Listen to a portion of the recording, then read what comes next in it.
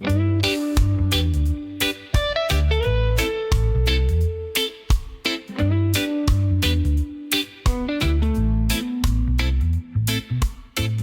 to Mindful Moolah, the podcast about holistic financial wellness.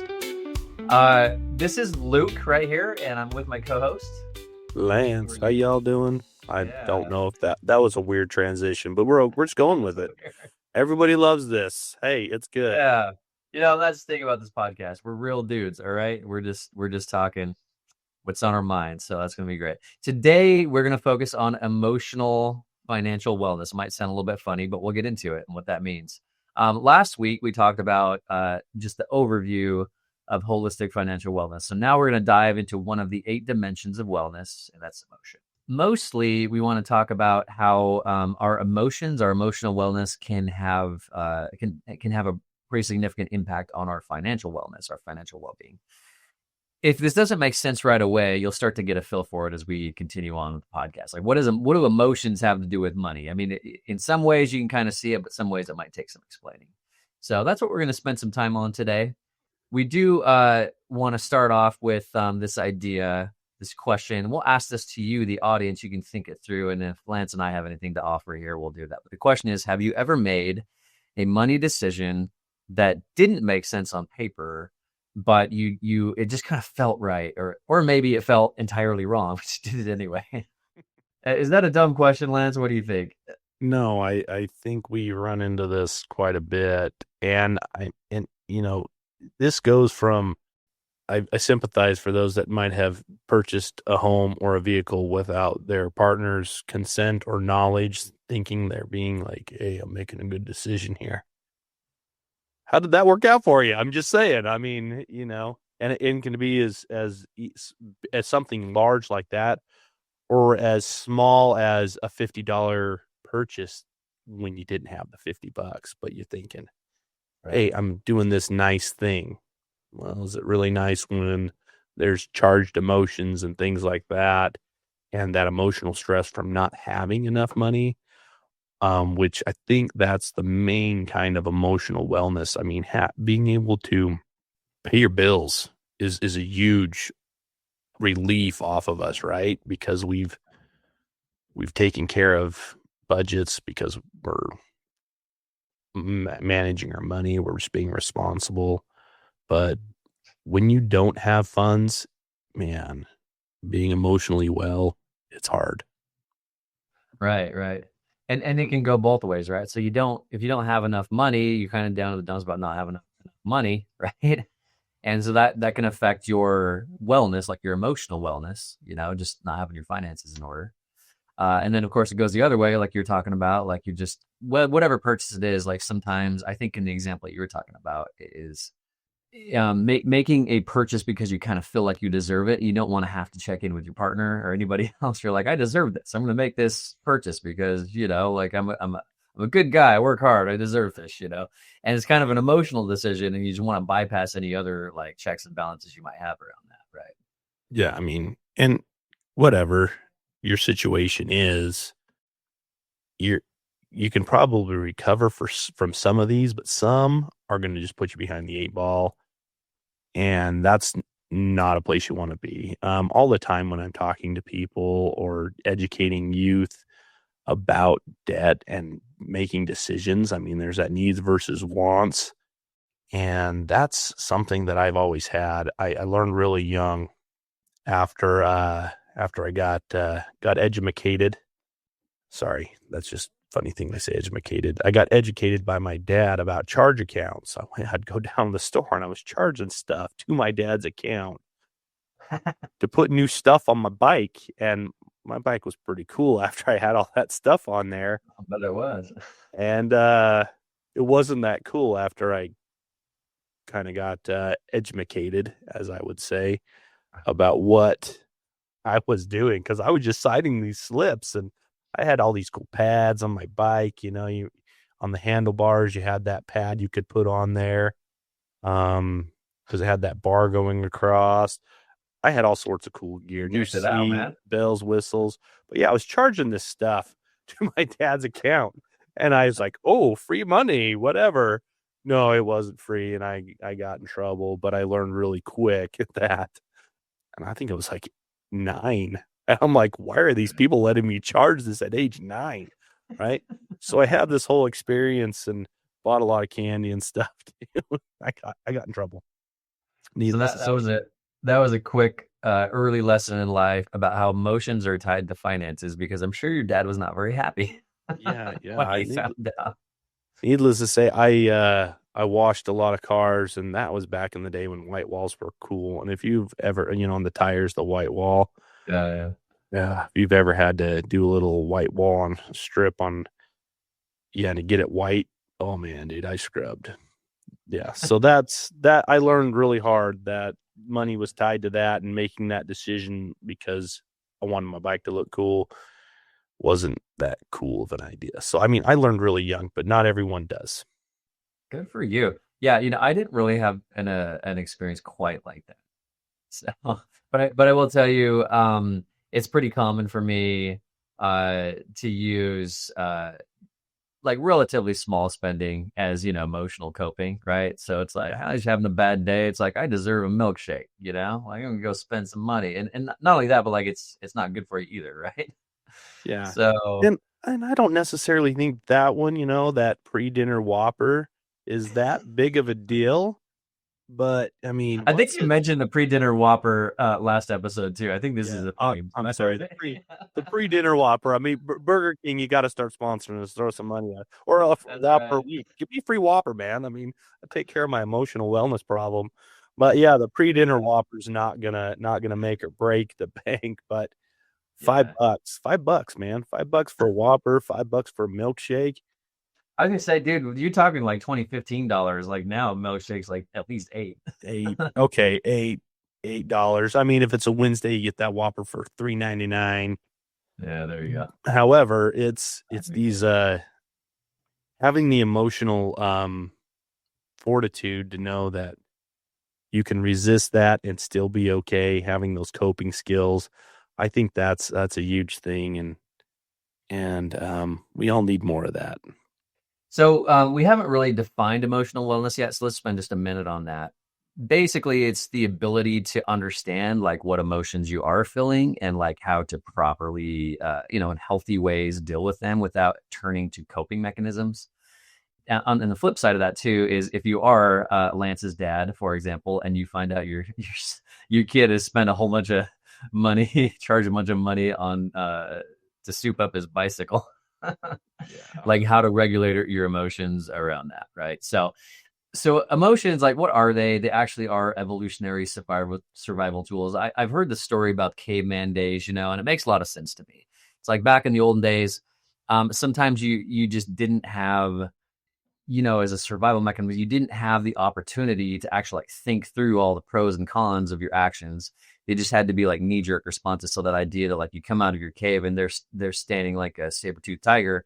Well, your emotions in that case are going to be very heightened because they're there to protect you, like that fear, or maybe even just like anger or just whatever it is that can come to your aid in a split second, right? So emotions are valid, like they're part of our overall just kind of like intuition, I guess, the way that our minds and our bodies work together, designed to be uh, a survival mechanism, right? Okay, so what happens then? You fast forward to 2025, and there are no saber-tooth tigers, and our worst, like real survival threats is I don't know, just like hop in your car, which is pretty simple. But so that's what emotions are for. And so sometimes we have a lot of emotions like spinning around our body, our minds, and our bodies and stuff, and we don't quite know what they're there for and what they're doing.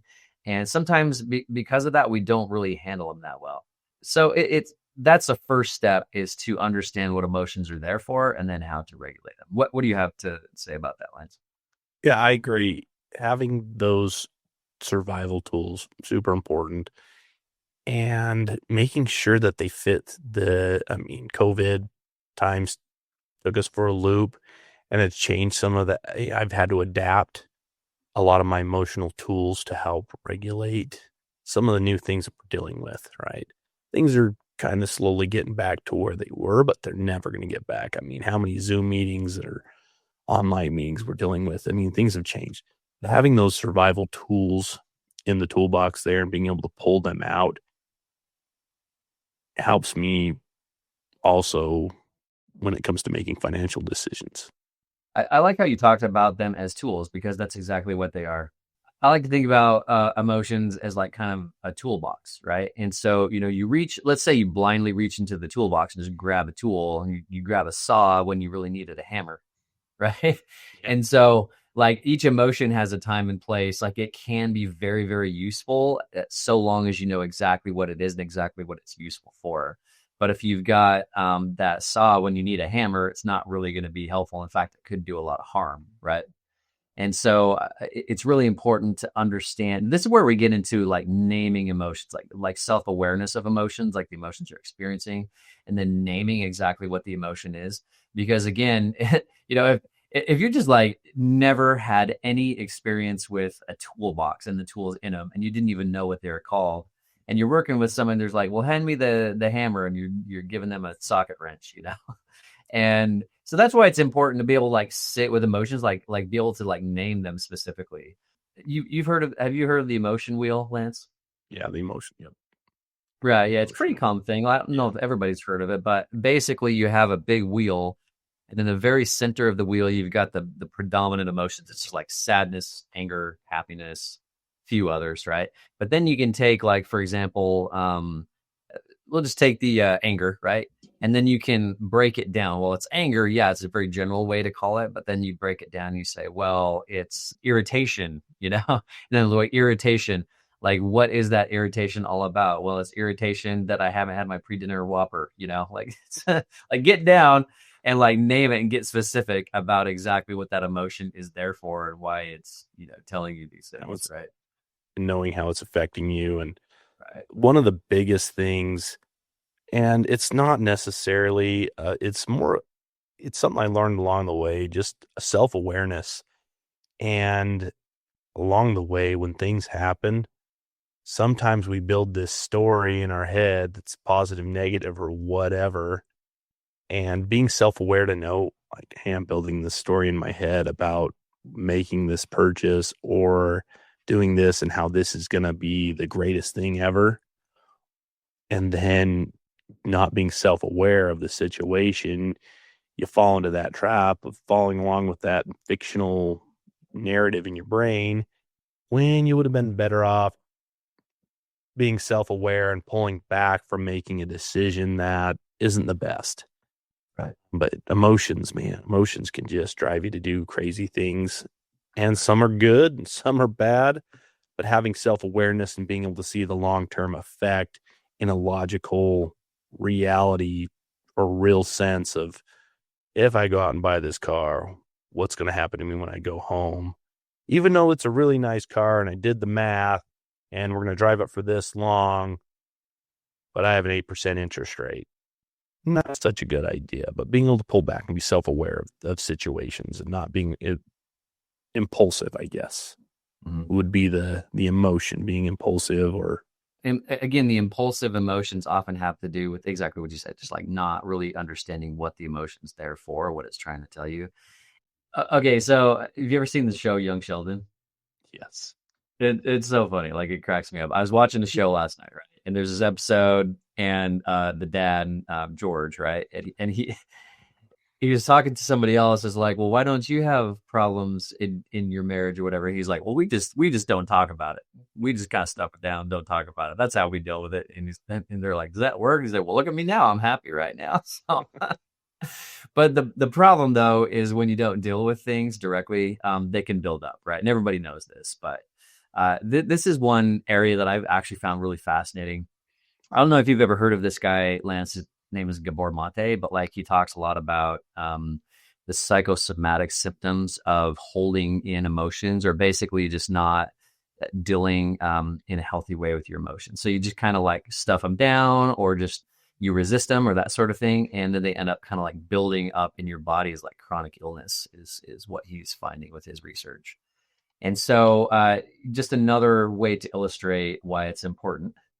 to be able to identify exactly what it is, the emotions that you're experiencing. Because, so, for example, your example of buying a car, right? Well, what's that all about? Why does this person want to buy the car in the first place? And a bigger question is, why does this person want to do it without going through the the regular channels, checking in with the partner, checking in with a budget, seeing exactly how it's going to fit, seeing what else is going to be sacrificed in order to make that purchase happen, all that kind of stuff. It's the same concept. Like if you ignore it, stuff it down, like pretend like it's not a problem, like, well, eventually it's going to be an even bigger problem. Yeah, So it's that whole kick the can down the road, and right. eventually you can't kick the can anymore because you're at the end of the road. And then you're dealing with a lot bigger problem. Exactly. I mean, it's one of those things where you got to sit back, take a really good look at what's going on, and making sure that you're making a good decision. Right. But it's hard. It's hard for people to, and even me, to take 15 minutes just to think about things or just be alone with my own thoughts.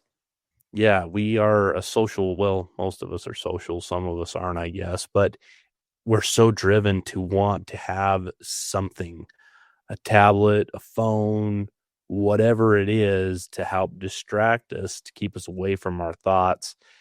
And that alone time, that self-reflection, meditation, just to be alone for 15 minutes with your own thoughts to help you think things through, plan things out, create a list or whatever. Those are all important tools to help you be emotionally well. But it's hard. Absolutely. Short It attention is very spans. hard. So yeah, there's actually this. I'm glad you brought this up because there's this research study out there, or series of them, that shows that people prefer an electric shock, a painful electric shock, rather than, if given the option, rather than sitting alone with their thoughts for 15 minutes or longer. I'm good And also with my thoughts. I don't need to get shocked. yeah, but see, the point of that though is a lot of people are afraid of their emotions. Like basically, when you're sitting alone in your own thoughts and your own emotions, like we all have this inner critic, right? And usually the predominant message is you're not enough, kind of thing. You're not measuring up. You're not keeping up. You're not good enough to be with cool kids, or this that thing or that thing. And so our own thoughts are actually pretty harsh to ourselves, right? So again, why is that happening? It's because you're just not aware of what these emotions are actually all about. And so you nailed it, Lance, because what happens is you end up trying to distract or avoid or numb these emotional messages rather than actually sitting with them and like dealing with them constructively, right? So instead of learning how to use your tools and how to name them from your toolbox, you just kind of pretend like everything is going to be okay, and just pretend like the toolbox isn't even there, uh, by just distracting yourself, right? And then, like I said, man, like, we doom scrolling, social media, Right. numbness, overspending, and then I do a lot with mental health with work too, related to finances, and substance abuse is a big one. You got to numb that feeling somehow, and that's not what you want to do. You want to deal with the emotions in a healthy, positive way, and positive self-talk. I mean, it was a joke back when we were growing up with Saturday Night Live, Stuart Smalley. I'm smart enough, I'm good enough, and doggone it, people like me. People like But me. that is such a good message, man. Maybe because I watched that so much, that awesome Saturday Night Live, those good old skits back in Yeah. the day. I am smart enough and I am good enough, and doggone it, people do like me. So anyway, Learn a that lot from was, Saturday Night Live. yeah, I mean, Good laugh, life. thought it was funny, and I'm like, I repeated that line how many times in junior high and high school, just being funny, but I was listening to myself. Right. Yeah. But no, Exactly. You just gave that yourself a little mantra. You didn't even know it. yeah, that little self-talk, and that's a big tool, learning to turn the negative into a positive self-talk. And man, we're going to say this a whole lot other than the Wednesday Whopper, or no, the pre-dinner Whopper. Keeping up with the Joneses. You don't have to do that. You don't have to compare yourself to what anyone else is doing. And I might have said it before, but I'm going to say it again. The statistics with people prepared for retirement in the United States, it's like 52% of them are, 52% of the population have issues with this. So that's over half the people you see. So don't compare yourself to anybody but yourself and what you want and what your goals are long term for your emotional wellness, your financial wellness, all these dimensions. I mean, don't compare yourself to anyone else. You ever heard the saying, comparison is the thief of joy? So Really is. yeah, like it's a very simple saying, but like it makes a lot of sense, and especially when it comes to finances, right? Because you nailed it, Lance. Like with keeping up with the Jones is a very, very common thing that we do because we're comparing ourselves to others. But oftentimes, what you find, and whether we're talking about finances or otherwise, we often like on social media, we often compare people's best because they're willing to post it with our own worst, which is the stuff that we're not going to post and not going to share and not going to talk about, right? And it's an unfair comparison from the very beginning, but it also leads to very dark emotional places, right? Because you always, again, just feeling like you're just not measuring up, like you're just not as good as other people, not living life as well, just all that sort of stuff. So there's a symbiotic nature between emotional wellness and other areas of wellness, and we won't spend a lot of time on this, but physical wellness can be affected by emotional wellness, right? So if you're really struggling emotionally, you're going to end up having trouble sleeping, right? Or it could actually, I talked a little bit earlier about the psychosomatic symptoms of chronic emotional unwellness or stress. And so that can result in illnesses that, even autoimmune diseases, fibromyalgia, lupus, things like that. There's environmental wellness. If your living area, your work area is cluttered, disorganized, it can actually make you feel unsettled and anxious, right? There's social wellness. Without clear boundaries around people, your boundaries will be violated and you might end up experiencing a lot of resentment. Okay, so why is all this important to our finances? We've alluded to it already a little bit, and I liked how you're talking about money stories a little bit earlier, Lance, but maybe you can share a little bit more about that, just like money story, the stories that we get in our heads about, ourselves, our worth, and also our finances. When it comes to that, you mentioned the stress, that chronic stress, because we're comparing ourselves to someone else. Chronic stress. Okay, everyone, let's just visualize this. The cleanest bathroom ever, right? You got this bidet in there, you're going in and you're coming out cleaner than when you went in. It's that nice of a bathroom. That might be some like good stress, right? There's a good outcome after you've gone through the process. Now, chronic stress, it's long term. And let's think about this. Think about like a porta potty or like a bathroom at a campground after 60 kids that were destructive went through there. There's crap on the walls. The toilet's not flushing. It's backed up. That's the only bathroom you have to use. That's chronic stress right there.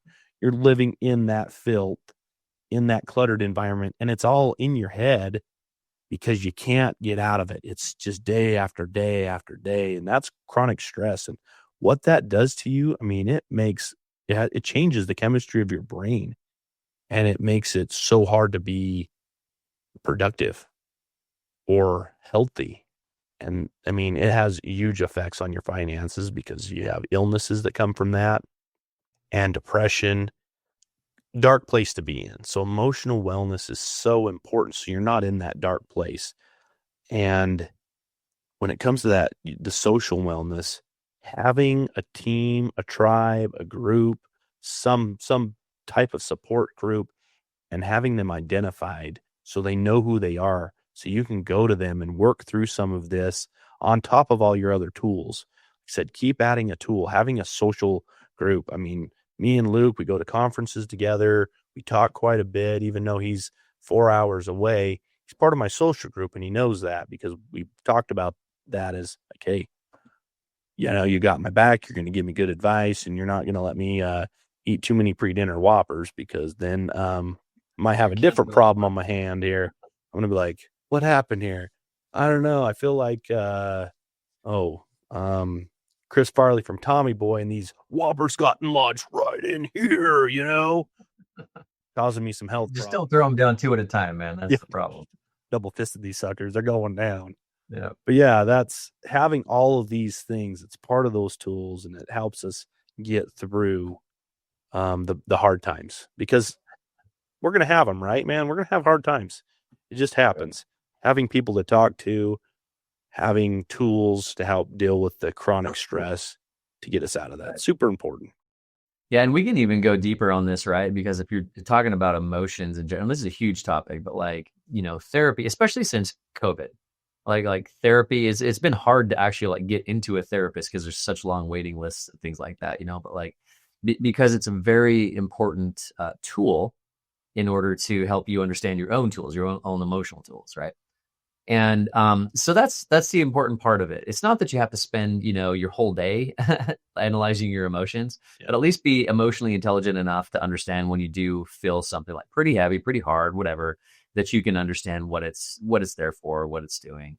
And this comes back into just like you were talking about, like the stories around money that we have, which are oftentimes ideas which are not always based in reality.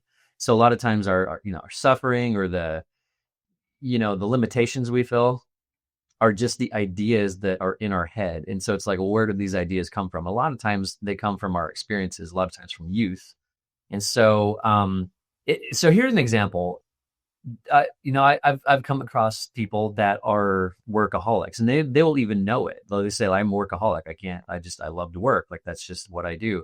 And you start digging into that, like what's really going on. And there are a lot of reasons that could happen, but sometimes it has to do with this money story of money worship, like this idea that like I'm only worthy if I'm constantly bringing in money, And so that's one way, that can manifest, like these ideas, these emotionally based ideas that can actually kind of build a prison around a person. So like in that particular instance that I just shared, it's this idea that's not based in reality necessarily, but an idea that I got put in that person's head, whether it's from an experience from childhood or whatnot, that where if you're not constantly earning money, constantly working, then you don't have very much worth to this world or to the people around you or something like that. And as funny as it may sound, that's actually a real money story that some people live their lives by. And they don't even, a lot of times they don't even have the self-awareness to understand that that's actually what's happening. I mean, then that's a big one. One of the things, talking to some of my buddies from high school, when we introduce ourselves, when we introduce ourselves for the show, Luke's not up here saying, I'm going to toot your horn for you, Luke, because you're awesome. Dr. Erickson, he's got a PhD. He's worked hard for that, but he doesn't ever go out and say, hey, I'm Dr. Erickson. Not the kind of doctor that's going to fix your leg, but only when I go rapping, that's my rap name. Yeah. Yo, it's Dr. Erickson. Dr. Erickson, Dr. De Niro, yo. But that's not who Luke is. He doesn't identify, and I don't go around saying, hey, I'm an associate professor at the University of, I'm Lance Hansen. And people, like you're saying, that money worship, their value is tied to their profession or who they are or a status. And man, life gets pretty hard when you're trying to live up to a standard of success and all of that and feeling wealthy all the time. You just need what you need to survive, to get by, to retire. And if you have extra, you put it in retirement, right? You make those decisions and you live your life in accordance to how much you are making and planning, for retirement, because that's the ultimate goal. We want to retire. But man, those who are money worshipers, they never retire. And it's like, golly, I can work another 40 years. They retire. That's where they get their worth from, right? Like their self-worth. It's not about the money. It's about their emotional well-being, right? And I'm just like, man, you can work another 30 years, then you can die. And I don't want to be working and, until I die. I don't want that. I want to have time for the important things, and defining what those are is important. Family, friends. Yeah, but family, friends, important. What else is important? Right.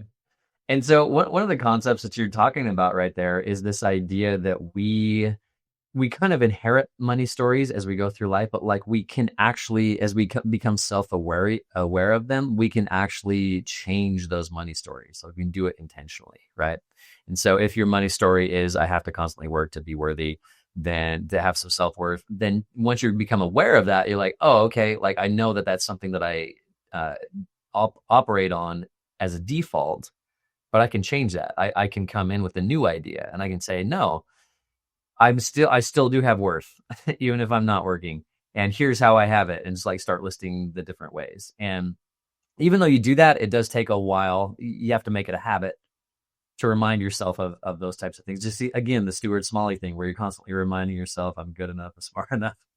But like just to remind yourself, like I am bigger than this one paradigm. I'm bigger than this money story. I'm bigger and better than these ideas that have been given to me. I can recreate my own reality in my head to what I want it to be, something more healthy, right? I think it's time to wrap up a little bit, Lance. We can do some practical tips and reflections on what we've been talking about today. Do you want to start hitting some of those? Yeah, the mindfulness. Right. Take some time to yourself where you can just sit and work on controlling the narratives from the day, whether you're building off of a conversation in your head, trying to play it out. Learn to control those narratives and recognize that this is a made up story in my head. It's not real. I don't need to go down that path anymore. And your emotional health will be so much better because you're not going to stress about it because it's over. It's done. Let it go. Just let it go, man. Right. But just doing that is a super important one that I do regularly. I take 10, 15, sometimes 20 minutes. Or when you're mowing the lawn, don't put on the earbuds. Just mow the lawn.